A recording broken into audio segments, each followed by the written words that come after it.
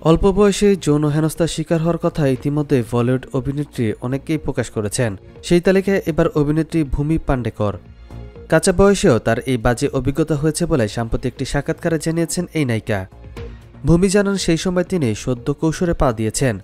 পরিবারের সঙ্গে এক মেলায় ঘুরতে গিয়েছিলেন অভিনেত্রী। সেখানেই প্রকাশ্যে যৌন হেনস্থার শিকার হতে হয়েছে তাকে। সেই বাজে অভিজ্ঞতার কথাই সাক্ষাৎকারে প্রকাশ করেছেন ভূমি।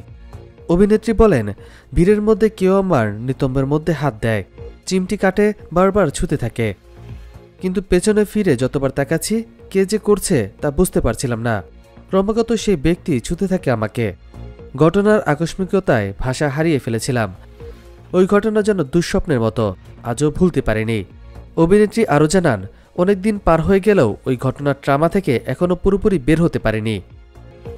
2015 সালে দাম লাগাকে হেইসা দিয়ে বলিউডে অভিষেক হয় ভূমি পান্ডেকরের। সেই সময় তিনি অনেকটাই মোটা ছিলেন। নায়িকার ওজন ছিল 90 কেজির মতো। সেখান থেকে কঠোর পরিশ্রমের মধ্যে দিয়ে নিজেকে বলিউডের অন্যতম নায়িকাদের মতো ফিট করে তুলেছেন।